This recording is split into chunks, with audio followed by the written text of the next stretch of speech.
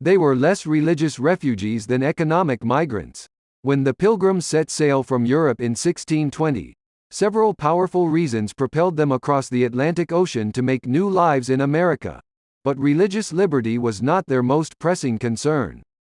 While it's popularly thought that the Pilgrims fled England in search of religious freedom, the separatists' quest had ended more than a decade before they boarded the Mayflower. After departing England in 1608, the Pilgrims found sanctuary in the Dutch city of Leiden, where they were free to worship and enjoyed much peace and liberty, according to Pilgrim Edward Winslow.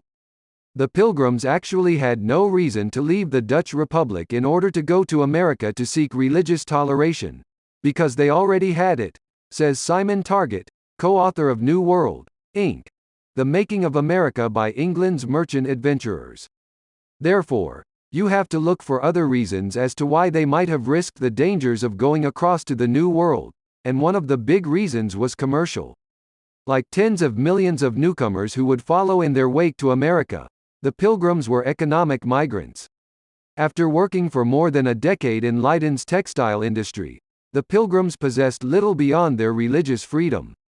The former farmers lived in poverty, laboring long hours for low pay by weaving, spinning and making cloth. The Pilgrims' economic hardship made it exceedingly difficult to convince their fellow separatists to join them in Leiden, no matter their religious rights.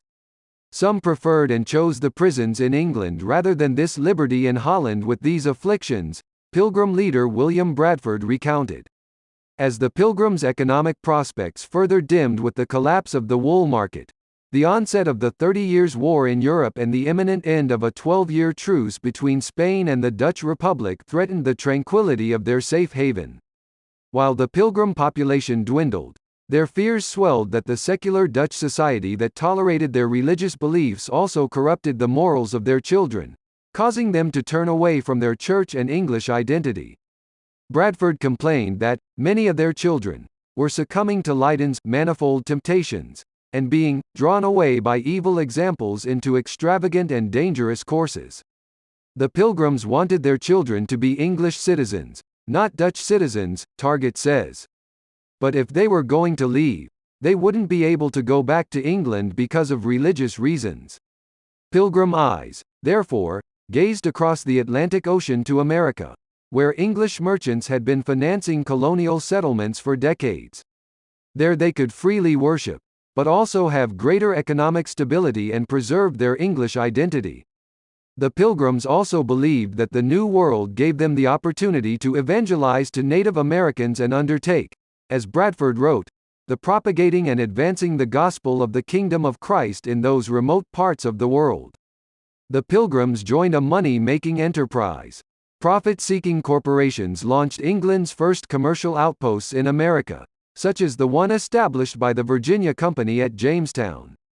Even to investors more interested in profits than profits, the Pilgrims made ideal candidates to launch a New World colony, given that they were close-knit, industrious and accustomed to hardship. After the Pilgrims received a patent from the Virginia Company to establish a settlement in its jurisdiction, a group of 70 London businessmen called the Merchant Adventurers supplied the capital to finance the enterprise by purchasing shares in a joint stock company. These backers paid for the Mayflower, its crew and a year's worth of supplies. The Merchant Adventurers expected a return on their investment and required that the Pilgrims work for the company during their first 7 years in America. Each colonist over the age of 16 received 1 share for emigrating and working the land, which would be theirs along with any future profits after the expiration of the 7-year contract. In order to finance the voyage, the Pilgrims were forced to take aboard the Mayflower fellow economic migrants who shared their quest for commercial success, but not their separatist beliefs. These strangers, as the Pilgrims called them, accounted for half of the Mayflower passengers.